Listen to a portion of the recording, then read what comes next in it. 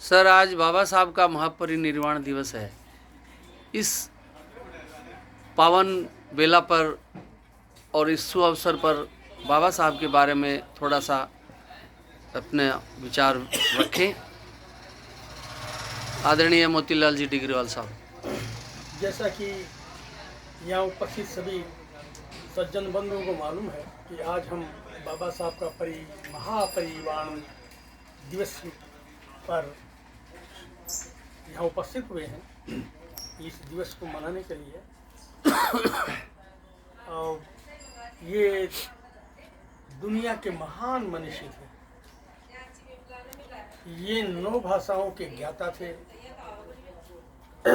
और 32 डिग्रियां इनके पास थी। ये अपने आप में कोई छोटी बात नहीं है। 32 डिग्रियां, आज एक डिग्री हासिल करना मुश्किल होता है। और दूसरी बात यह कि डॉक्टर ऑफ साइंस की उपाधि दुनिया में केवल 2 ही लोगों के पास में है।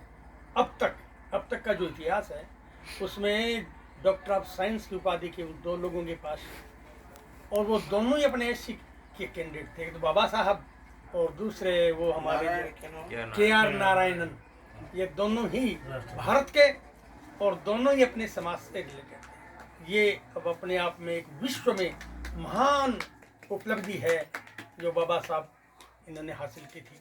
उनका निधन मात्र 56 वर्ष की उम्र में 65 वर्ष की उम्र में उनका 91 में जन्म हुआ था। 56 में ये देहांत हो गया। हाँ, देहांत हो गया था 6 दिसंबर। वैसे नाइट में 6 दिसंबर की रात को उनका निधन हो गया था।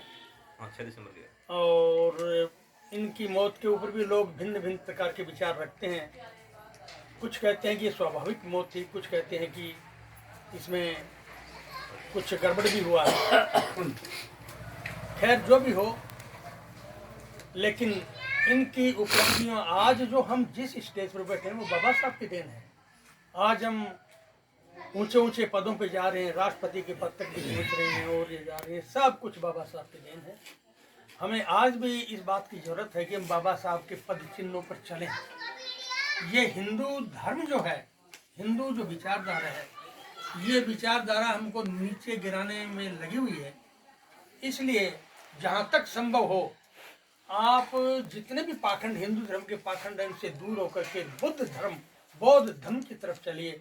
बाबा साहब ने 1935 में और इससे परेशान होकर के उन्होंने येवला के अंदर एक सभा के अंदर, येवला में एक सभा हुई, उसमें उन्होंने ये कहा था कि मैं हिंदू धर्म में जन्म न लेना मेरी बस की बात नहीं थी, लेकिन मैं इस धर्म में मरूंगा नहीं।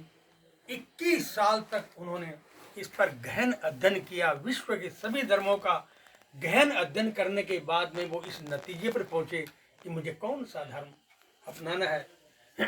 इस्लाम का जो बड़े निजाम, हैदराबाद का निजाम 6 करोड़ रुपए, उस समय 6 करोड़ की कितनी वैल्यू होगी, वो 6 करोड़ रुपए दे रहे थे कि मैं आपको 6 करोड़ रुपए दूंगा, आप इस्लाम ग्रहण कर लीजिए।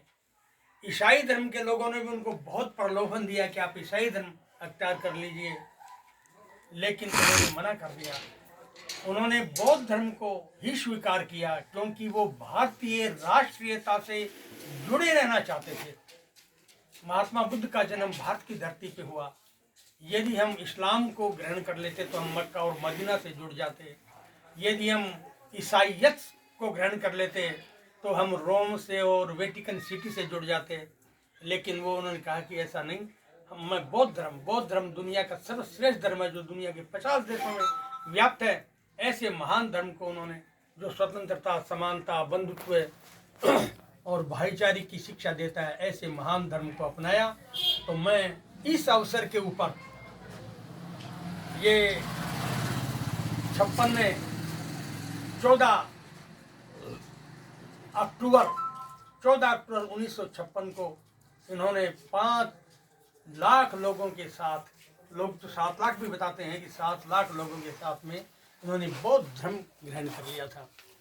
तो मैं अपेक्षा करता हूँ हम सब आप लोगों से कि हमें भी चलो बुद्ध की ओर, हमें बुद्ध के सिद्धांतों को अपनाना चाहिए।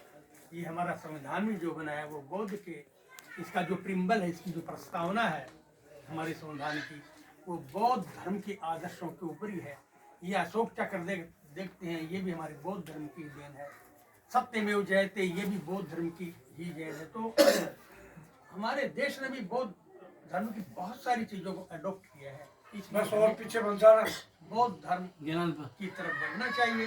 बाबा साहब के मैं अपनी कहता हूँ, मैंने स्वयं इस बात को सोच करके कि वास्तव में बाबा साहब का रास्ता, मैं खुद सोच रहा हूँ, ये बात मैं आपको कह रहा हूँ कि मैं बाबा साहब की किसी भी बात के ऊपर कोई शंका नहीं कर सकता कि वो कोई गलत बात कर सकते हैं या कोई गलत चीज को अख्तियार कर सकते हैं, कोई गलत रास्ते चल सकते हैं। इसलिए मैंने आंख मूंद कर कि बाबा साहब ने बौद्ध धर्म को अपनाया है, तो मैं और मेरी पत्नी ने बौद्ध धर्म अख्तियार कर लिया।